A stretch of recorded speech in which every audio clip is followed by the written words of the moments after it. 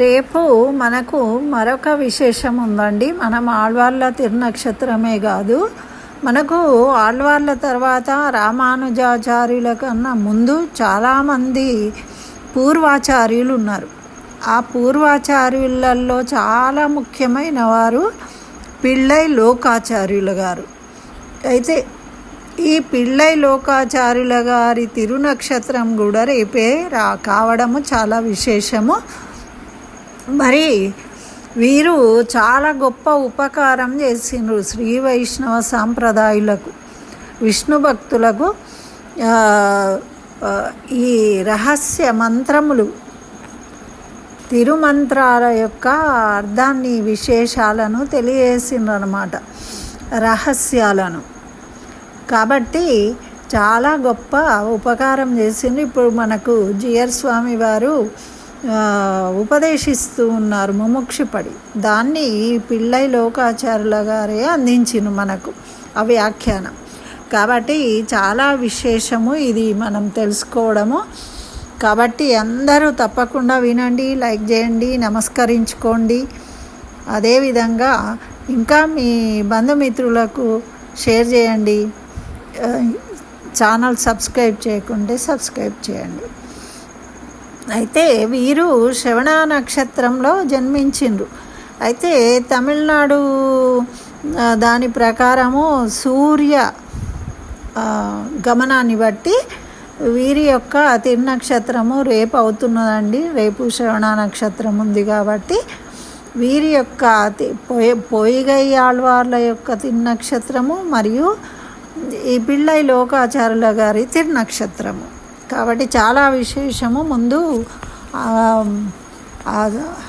ఆచార్యులకు వందనం సమర్పించుకొని దీన్ని మొదలు పెట్టుకుందాం. పిళ్ళై లోకాచార్యుల వారు శ్రీరంగంలో అవతరించిండ్రు. వీరు వడుక్కు తిరివేది పిళ్ళై నంబి అనేవారికి వీరి తండ్రి గారి పేరు అన్నమాట.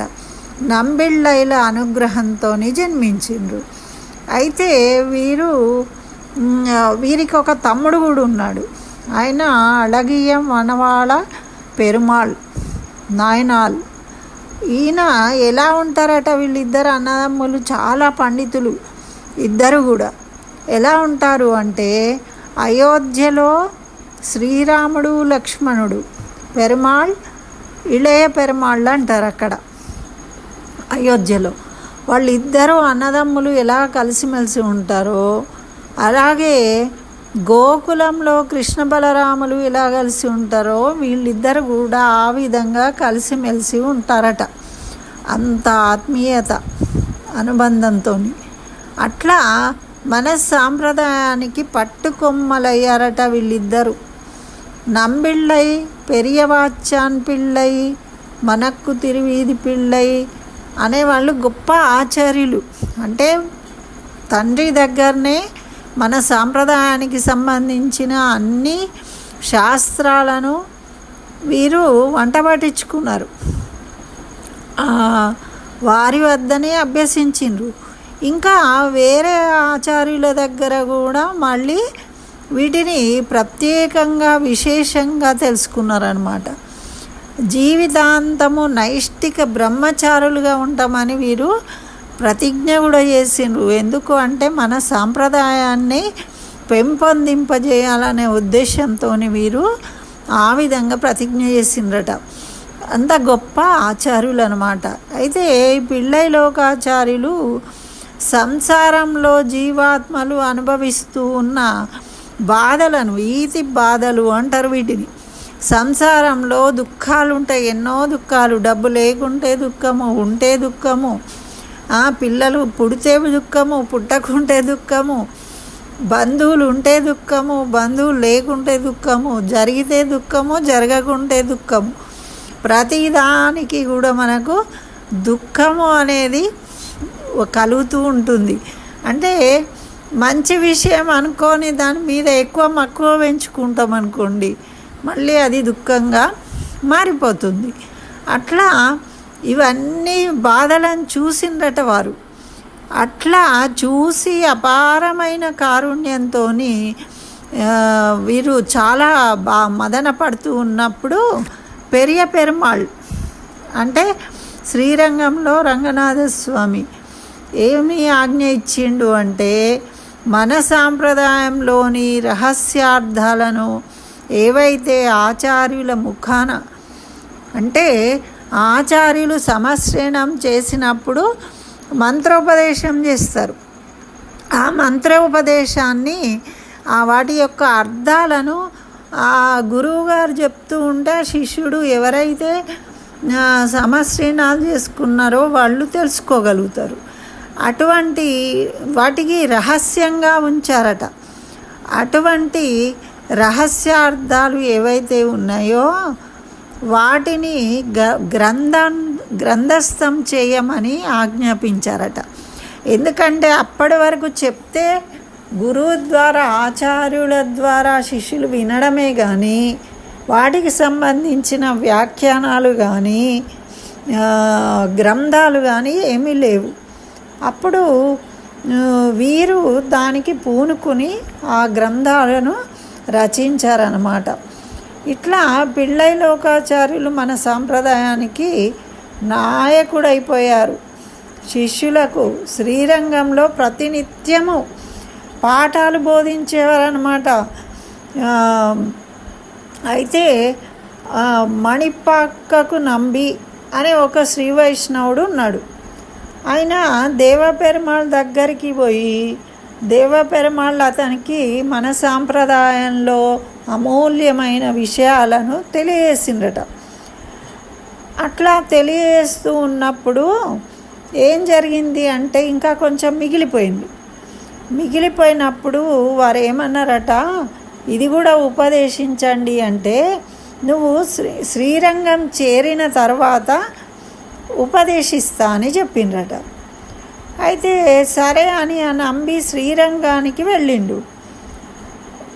అక్కడ కాట్టళగియ సింగర్ అనే ఒక గుడి ఉంది. అక్కడికి వచ్చి చేరగానే అక్కడ పిళ్ళై లోకాచార్యుల వారు కాలక్షేప గోష్ఠిని నిర్వహిస్తూ ఉన్నారు ఆ గుడిలో. ఎక్కడైనా గుడిలలో చెప్తారు కదా. అయితే అలా చెప్తూ ఉంటే ఈయన ఏం చేసిండు, ఈ నంబి గారు ఒక స్తంభం వెనుక దాక్కొని పిళ్ళై లోకాచార్యుల ప్రవచనాన్ని వింటూ ఉన్నారట. ఆశ్చర్యపోయినరు అలా వినగానే. ఏమంటే కారణం ఏంటి అంటే దేవపెరుమాళ్ళు ఎక్కడి వరకు చెప్పి ఆపేసినరో అక్కడి నుంచే ఈ పిళ్ళై లోకాచార్యుల వారు తెలియజేస్తూ ఉన్నారన్నమాట. అందుకని వీరికి చాలా ఆశ్చర్యమైందట. వెంటనే స్తంభం వెనుక నుంచి బయటకు వచ్చి పిళ్ళై లోకాచార్యుల పాదాల మీద పడి సాష్టాంగ నమస్కారం చేసి ఏమన్నారట అంటే, అవరో నీర్ అంటే మీరు దేవపెరుమాళ్ళ అని అడిగిండ్రట. అడిగితే పిళ్ళై లోకాచార్యులు ఏమన్నారంటే, అవతు ఏతు అవును ఏంటి ఏం చేయాలి ఇప్పుడు అని అడిగిండ్రట. అంటే పిళ్ళై లోకాచార్యులు నేనెవరో కాదు, వారే దేవపెరుమాళ్ళని తెలుసుకోండి అని తెలియజెప్పిండ్రనమాట. అంటే సాక్షాత్తు పెరుమాళ్ళే వారి యందు అనుగ్రహించారన్నమాట. ఆ విధంగా ఇట్లా యతీంద్ర ప్రవణ ప్రభావము మరొక సంఘటన జరిగిందట. యతీంద్రులు వీరు కాబట్టి అంటే వివాహం చేసుకోలేదు కాబట్టి యతులు అంటారు అన్నమాట. యతులల్లో నిష్ఠాగరిష్ఠులు, మళ్ళీ ఏమాత్రం కూడా దాని యందు ఆసక్తి లేనివారన్నమాట. ఈ దేవపెరుమాళ్ తానే పిళ్ళై లోకాచార్యులుగా అవతరించిన అని చెప్పారు కదా. దానికి ఇంకొక సంఘటన కూడా జరిగిందట. అదేంటిది అంటే పిళ్ళై లోకాచార్యులు జ్యోతిష్కుడి అనే ఒక గ్రామం ఉంది. అయితే అక్కడ వీరి యొక్క అవసాన దశలో ఉన్నారు. అక్కడ ఉన్నప్పుడు నాలూరు పిళ్ళై అనే వ్యాఖ్యానాన్ని తిరుమలై ఆళ్వార్లకు ఉపదేశించమని ఆజ్ఞాపించిండ్రట. అప్పుడు తిరుమలై ఆళ్వారు దేవపెరుమాళ్ళ మంగళాశాసనం కొరకు వెళ్ళారట. వెళ్ళినప్పుడు దేవపెరుమాళ్ ఏమన్నారంటే, నాలూరు పిళ్ళై పక్కన నిలబడి ఉండగా స్వయంగా మాట్లాడి ఈ విధంగా చెప్పారట. జ్యోతిష్కుడిలో నేను ఆదేశించి ప్రకారంగా మీరు తిరుమల ఆళ్వార్లకు ఆనతి ఇచ్చారు, అర్థములను నేర్పించండి అని చెప్పిండ్రట. అంటే పిళ్ళై లోకాచార్యులు దేవపెరుమాళ్ళ అనుగ్రహంతోనే ఉన్నారు. వారు ఏది చెప్పిండ్రో వీరు అదే చెప్తున్నారు. ఎందుకంటే కళలో కనిపించి చెప్పారు కదా, అది ఇక్కడ రుజువైందన్నమాట. ఈ విధంగా ఇట్లా పిళ్ళై లోకాచార్యులు ముముక్షుల అంటే ఎవరైతే భగవత్ కైంకర్యంలో చేసి మోక్షం పొందాలని కోరుకుంటారో వాళ్ళను ముముక్షులు అంటారు. వాళ్ళ ఉజ్జీవనం కొరకు అంటే వాళ్ళ సాధన కొరకు ఎన్నో గ్రంథాలు రాసి పెట్టిండ్రన్నమాట. వారు మన సాంప్రదాయం కొరకు 18 రహస్య గ్రంథాలు రాసిండ్రు. అంటే రహస్య తిరుమంత్రాలకు అర్థాలను వ్యాఖ్యానాలను తెలియజేసిండ్రు. ఏ మాటలో ఏం అర్థం ఉంది అది తెలిసినప్పుడే కదండి మనకు ఆనందం కలుగుతుంది. అట్లా అనే రహస్యత్రయము, తత్వత్రయము, అర్ధపంచకము, తిరువాయుళిన్ అని ఇట్లా తిరువాయుమొళిని ఆధారంగా చేసుకొని ఈ సాంప్రదాయ అర్థములను ఎన్నిటినో రాసిండ్రు. అట్లా ఒక 18 వ్యాఖ్యానాలను వీరు రచించిచ్చిండ్రు. అందుకే మనకి ఇంత తెలుసుకోగలుగుతున్నాం ఇప్పుడు. ఇంతకు ముందు వాళ్ళకి అంత అవకాశం లేకుండే. పిళ్ళై లోకాచార్యులకు ముందు చదివినా కూడా సరిగా అర్థం కాకపోయేది అందరికీ. కానీ వీరు రాసిన వ్యాఖ్యానాల వల్ల చాలామంది గురువులు ఆచార్యులు తెలుసుకోగలిగినరు. ఇప్పుడు మన ఆచార్యుల వల్ల మనము సామాన్యులం కూడా తెలుసుకోగలుగుతున్నాం అన్నమాట. అట్లా చాలా సాంప్రదాయానికి వీరు గొప్ప సేవను చేసి అందించారు వాంగ్మయాన్ని. అయితే ఈ విధంగా చేసి వీరు చివరకు అవసాన దశలో ఈ జ్యోతిష్కుడి అనే ఊర్లో ఉన్నారన్నమాట. పిళ్ళై లోకాచార్యుల గొప్పతనం ఏంటి అంటే, ఎవరికైనా దీని ఎడల కోరిక ఉన్నట్టయితే చాలు చాలా సులభంగా అర్థం చేసుకునే విధంగా ఈ రహస్య అర్థాలను వివరించడం అన్నది. అంటే ఇప్పుడు మనకు చేసుకోవాలి అనే కోరిక ఉంటుంది, కానీ మనకు ఎలా చేసుకోవాలి దాని అర్థాలు తెలియకపోయినప్పుడు మనం చేసుకోలేము. కాబట్టి అప్పుడు ఆచార్యులు చెప్పితే కానీ తెలియదు, ఆచార్యుల ద్వారా తెలుసుకోవాలి. కానీ అప్పట్లో ఉన్న ఆచార్యులు, పరమాచార్యులు వాళ్ళందరూ కూడా ఈ వ్యాఖ్యానాలు లేనప్పుడు కేవలం మంత్రాలనే చెప్పేవాళ్ళు, అర్థాలను కాకుండా. వీరు వచ్చిన తర్వాతనే మనకు ఈ రహస్య అర్థాలు అనేవి వివరించబడ్డాయి అన్నమాట, వ్యాఖ్యానాలు. కాబట్టి 7 అనే వ్యాఖ్యానం కూడా రాసిండ్రు. అట్లా ఇతర పూర్వాచార్యుల గ్రంథములలో పిళ్ళై లోకాచార్యులకు పూర్వం ఎన్నో ఉన్నాయి, కానీ అన్నిటికన్నా మనకు సులభంగా అర్థమయ్యేటట్టు రాసిన వారు పిళ్ళై లోకాచార్యుల వారు అన్నమాట. వీరు ఎన్నో గ్రంథాలను ఆవిష్కరించారు. మరి అట్లా శ్రీరంగంలో చక్కగా విలసిల్లుతున్నప్పుడు ఒకసారి ఏమైందట అంటే, ముస్లింలు దండయాత్ర భయంకరమైన విధంగా ఉండేదన్నమాట. అప్పుడు మహమ్మదీయ రాజులు గుడిలోని సంపదను అపహరించుకోవాలనుకున్నారు. అయితే ఏమి చేయాలో తెలియలేదు, అందరూ బాధపడుతూ ఉన్నారు, ఎలా అని భయపడుతూ ఉన్నారు. అయితే అప్పుడు పిళ్ళై లోకాచార్యులు ఆ సమయంలో వారే ముఖ్యమైన శ్రీ వైష్ణవ ఆచార్యులు, వారే నిర్ణయం తీసుకోవాలి. అప్పుడు ఏం చేసిండ్రు, పరిస్థితిని అదుపులోకి తీసుకోవడానికి ప్రయత్నం చేసినట్ట వీరు. శ్రీ వైష్ణవులను పెరియ పెరుమాళ్లకు ఎదురుగా ఒక గోడను నిర్మించుకున్నారట. నిర్మించి తర్వాత నంబెరుమాళ్ మరియు ఉడయ దేవేళ్ళతోని కూడిన విగ్రహాలు ఉంటాయి కదా, ఉత్సవ విగ్రహాలు. వాటిని ఏం చేసిండ్రు, దక్షిణ భారతానికి పంపించిండ్రు. అంటే ఇక్కడికి మనము తిరుపతికి తీసుకొచ్చిండ్రు అని చెప్తారు కదా శ్రీరంగం నుండి, ఈ సమయంలోనే పంపించారన్నమాట వారు. అయితే వృద్ధాప్యంలో కూడా లెక్క చేయకుండా నంబర్ మాళ్లతో కూడి ప్రయాణం చేసిండ్రు వాళ్ళు ఆ విగ్రహాలను పట్టుకొని. అప్పుడు వారు అడవుల వెంబడి ప్రయాణిస్తూ ఉంటే కొందరు దొంగలు వచ్చి నంబర్ మాళ్ళ తిరువాభరణాలు దొంగిలించిండ్రు. చూడండి ఎన్ని కష్టాలు పడ్డారో వాళ్ళు ఇవి సాంప్రదాయాన్ని నిలపడం కోసం. అట్లా పిళ్ళై లోకాచారులు కొంత దూరం వెళ్ళిన తర్వాత ఆ వార్తను విని తిరిగి వెనుకకు వచ్చిండ్రట. అంటే